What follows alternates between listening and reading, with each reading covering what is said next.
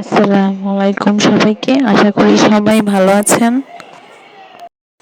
তাইমানকে নিয়ে ওর ফুফুর বাসায় কুমিল্লায় গেছিলাম। তখন ওইখান থেকে আমরা একটু ধর্মসাগরের পাড়ে ঘুরতে গেছিলাম। যেতে যেতে প্রায় সন্ধ্যা হয়ে গেছিল। তখন তাইমান ওইখানের বেলুনগুলা দেখে বায়না করতেছিল ওকে বেলুন কিনে দেওয়ার জন্য। কি কি কেন বেলুন কেন নিবা? হ্যাঁ, ওদের বেলুন লাগে না। বেলুন লাগবো। বেলুন নাই। বেলুন দেখি এগুলা তখন এক প্রকারের বাধ্য হয়ে বেলুন কিনতে গেলাম। বেলুনের দাম এত বেশি চাইতেছিল বাচ্চা চাওয়ার কারণে, তারপরেও একটা কিনে দিতে হইলো বাধ্যতামূলক। কারণ বাচ্চারা কিছু চাইলে মানা করলে এটা নিয়েই জিদ করে বসে থাকে, আপনারা সবাই জানেন।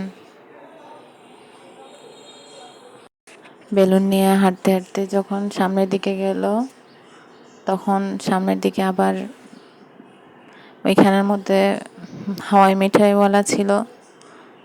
তখন সে আবার বায়না করতেছিল হাওয়াই মিঠাই কিনে দেওয়ার জন্য। তারপর আবার হাওয়াই মিঠাই কিনে দিতে হইলো। মানে যেখানে যেটা দেখতেছে সেটার জন্য বায়না করতেছে। সে এত খুশি, সে নাচতেছিল গানের তালে তালে। দেখো এদিকে বুঝতো হাসি দাও।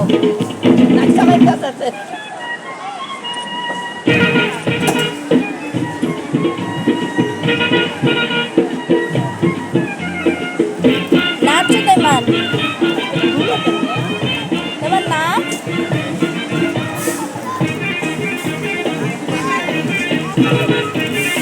তারপর অনেকগুলো রাইড ছিল ওইখানে।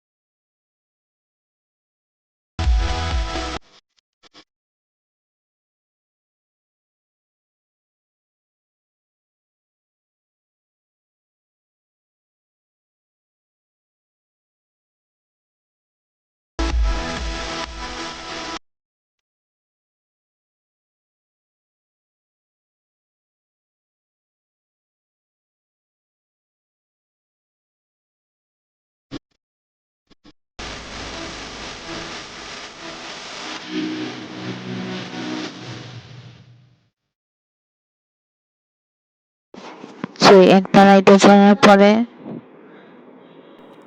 তার ইচ্ছে হয়েছে আরেকটা রাইডে সে চড়বে।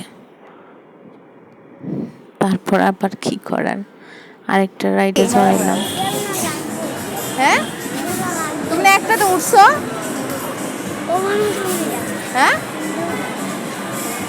এটাতে আবার উঠবা?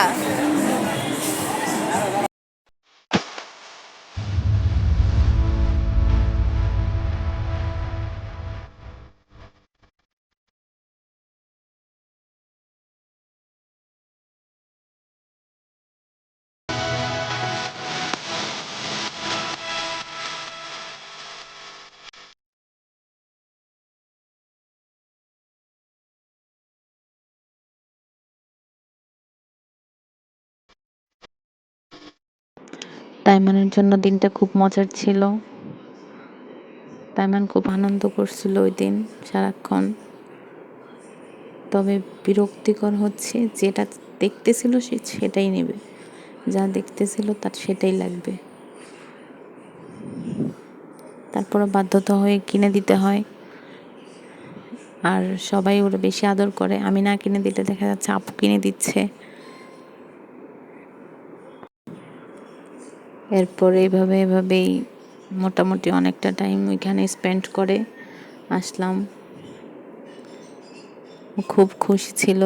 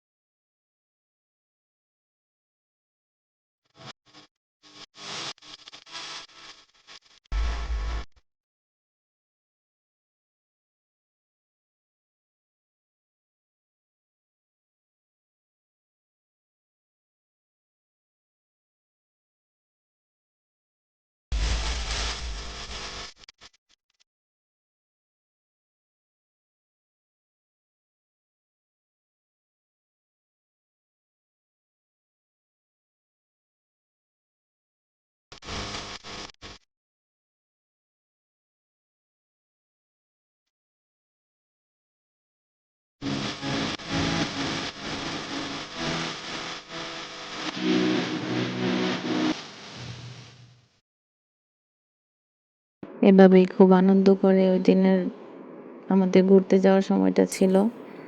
সবাই দোয়া করবেন আমার তাইমানের জন্য, যেন সুস্থ থাকতে পারে। এই বলে আজকের মতো এখানেই বিদায় নিলাম। আল্লাহ হাফেজ।